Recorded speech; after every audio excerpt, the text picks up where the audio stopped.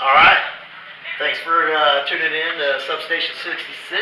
We are live here with Chef Gilbert at Gilbert's Hot Chicken Fish and shrimp. Fish and Shrimp. And then we also got upstairs Gilbert's Southern Kitchen and Bar.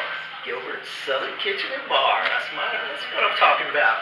And just for those of you who may be tuning in, not familiar with the area, we're down here in Jacksonville Beach, Florida, where it's February 20th something, and it's about 80 degrees outside. So we're doing pretty good down here. Oh yeah.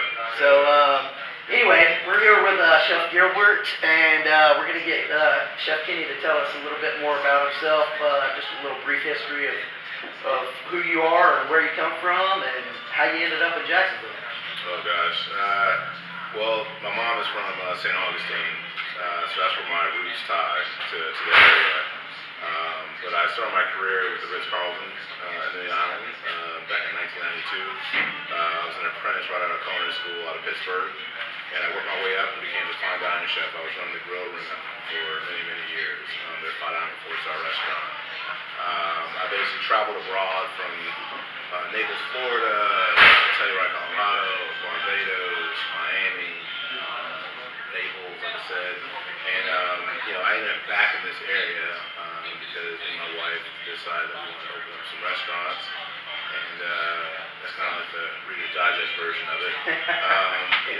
My style of food is international cuisine with a southern influence. It's kind of during my fine dining days, so I do a lot of different types of cuisine with all paying respect to the culture, but also paying homage to the South. And since we opened up our first restaurant, Gilbert's Underground Kitchen, which is in Fernandina Beach, I wanted to have something that really was a true neighborhood Southern restaurant. We've been open there exactly 3 years. We just celebrated our 3-year anniversary on February 20th. And when we opened that up, we wanted to basically create an identity to a brand. So the brand is Gilbert's. That's my last name, and we wanted to focus in on, really my culture, my background based on Southern fare and barbecue. So we basically combine everything under one roof, where you can get great fried chicken, shrimp and grits, great sides, but then we also do a lot of barbecue. So the idea for each concept that we opened up, you have the Gilbert's, and then you have, so for example, Underground Kitchen. Underground Kitchen stands for Pop-Up and Supper Clubs. So nice. we do pop-up menus every week that have nothing to do with barbecue or Southern. And they can, like for example, my chef of cuisine up there right now, Zach, he did a beautiful beet cured salmon, like a little tostada with like jicama and cilantro. So the colors of this thing is just beautiful. The fatness of the salmon that comes through, the acid from the jicama and the lime juice and the herbs. It's something that you would not expect to see in a Southern barbecue restaurant. Right. So we try to keep it exciting for the guests there, so that, because the island was small and they have no idea, really that we're gonna do anything really unique. They just are coming in. I want to get a pulled pork sandwich, or I want to get some shrimp and grits or fried chicken, and then when they can see something that's very unique, that's a nice touch. Absolutely. There, and it also gives us an opportunity to be to test. Be a kind of test kitchen also for new concepts. So we opened up Gilbert Social a year and a half later, and that's in Jacksonville, right on Southside Boulevard. We'll be celebrating 2 years, August 30th. And that's more like a family style eatery, if you will. Yeah, Gilbert Social is pretty cool because when you walk into the middle of when you walk to the restaurant, it's one big open room. And when me and my wife were talking about the concept and the space, it really spoke to being kind of a social spot where basically you have communal dining. So you'll see 4 tops set up in a restaurant, and also we have tables of 8. So if you came with your friends and there was already a 4-top kind of as a part of the 8-top table there, we'll sit you down next to the other group. So we looked at it's like a big old family reunion almost. That's right. We felt that based on the pulse of what's going on in the United States and the world, that people need to just get over their shit and just break bread and just break bread and just kind of hang out. So when I'm working the floor, I will put guests in uncomfortable situations. Absolutely. And making them say, and the next thing you know, they're sharing food, they're exchanging numbers, and they're coming in later on for lunches or dinners because they met somebody they might not necessarily talk to.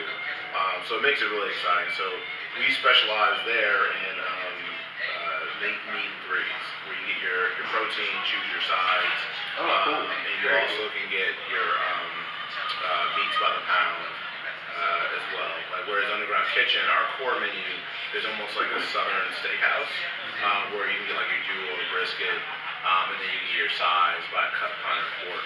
Okay. So we wanted to stay true to the concepts of being southern and barbecue, but each place is unique, because regionally you can go to up in South Georgia around Kingston, St. Mary's, and they might be doing collard greens with cornbread dumplings, right, where no one else has ever done anything like that. Sure. And then down here, you might be doing a lot of smoked mullet because that's something that maybe you did with your grandfather, and when it was really dominant.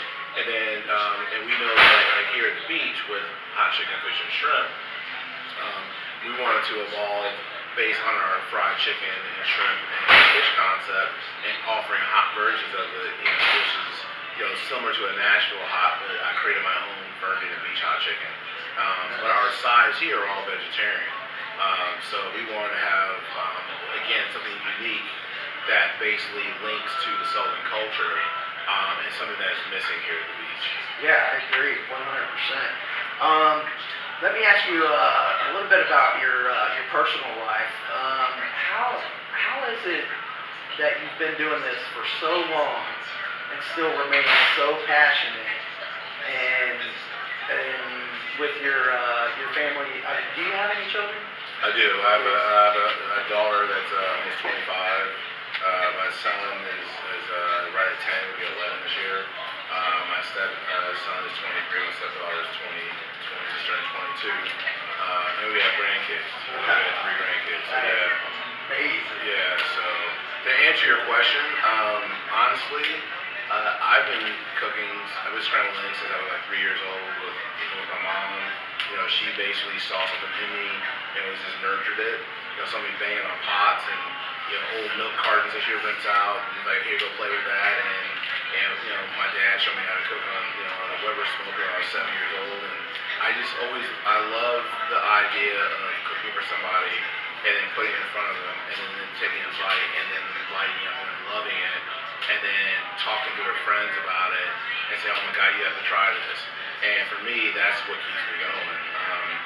Right now I'm back in the kitchen prepping for a very high-end dinner down in Naples, Florida, where I'm going back into my fine dining roots, and I got little duck eggs, I'm doing these little parfaits with truffle mascarpone, gelée, and duck egg espuma, and caviar, and shaved, Australian truffles. I'm getting back into what I used to do for a long time, and I'm so excited about. I'm back there and I'm doing perfect little brunoise with this, carrot, saffron, vanilla marmalade that's going with a little rabbit, galantine, brioche, and all kind of cool stuff. My staff in the back is like, oh my God, look at the skills taking them these cuts. Stuff that you don't get to do on a daily basis. Yeah, because we focus in on just making delicious food. Right. And I specifically tell the staff, I do not want super high-end cuts. I want this to be like grandma, Sure. made it in her kitchen and she cut it and everything. And I want that to be, because to me, when people come in, they say, man, it smells great in here. And then when they see a bowl of greens come out, they know they felt like grandma just made this bowl of greens, or the dad that was a big time barbecue guy, he made some great ribs or some good pulled pork. That's the passion that burns in me, because so much food out there is pretentious. I want it to be just very pure, but it's pure to me. It's it's my concept. It's my philosophy on it. It's not going to taste like anybody else's. But if I went to your house and you made a big old pot of gumbo, it's probably gonna be awesome. But and it's gonna have the same core to the concept, but you're gonna put your twist on it based on how you and your family like to eat it, and that's all that I'm trying to do in my spots as well. Man, that's fantastic, man. I've definitely I enjoy sitting down talking with you so very much. What would you say would be Jacksonville's one, even though we're such a massive town? That's a hard question. You know, it's a hard question. I mean, Jacksonville food, I think that for a long time, the identity of the city has been masked by chains. You know, so we really could be almost like anybody. But I think if you look at, you know, the fact that we're coastal, I think it's all about seafood. But not just, you know, like anyone can get like Chilean sea bass or tuna or whatever. I'm talking about what is local seafood. You know, and for me, the number one item is shrimp. You know, Yeah, we were talking about that in the car earlier. The epitome of the city basically should be based on the shrimping industry. You know, the old shrimpers. What they just made the baseball team. I mean, the jumbo shrimp. Yeah. Well, because you know it's everywhere. I mean, you go up and down this coastline. They're looking for wherever the water's at the right temp, where all the shrimp are going to be congregating, and then they throw it on nets and they bring it up, and then they're going to, you know, you get old shrimpers coming around to the back of the restaurants and saying, hey, you want to buy this cooler shrimp or whatever. You see on the side of the road, hey, here's a shrimp. Also, you know, pecans, you know, Florida citrus. You know. Of course, citrus being limes, oranges, grapefruit. You know, but if I had to look at like 3 key ingredients that you would see on any areas on the side of the road. Of course. Pecans, Florida citrus, and shrimp. You know, boiled peanuts. Perfect. You know, you're going to see all those core things. So to me, you should have those things somewhere on your menu. We have boiled peanuts on our menu. We have a citrus, you know, dressing that's made with lemon, lime, and you know, lemon, lime and juice with some of our spices and some ginger, and you know, for a salad. You know, because people when they come down, they want to taste what we're about, and then to throw that in there also. You know, we do a lot of alligator. You know, so we get alligator ribs from Stark, Florida, from Cypress Creek Farms. We get the ribs in from there. We smoke them up, pull the meat, and we do little tacos here. We have a bowl that we do in the Fermier that has conga and middlings and made to otherwise porridge, the pulled meat, blister shishito peppers, and Brussels sprouts, a little citrus mop. So like I've been really trying to create my own.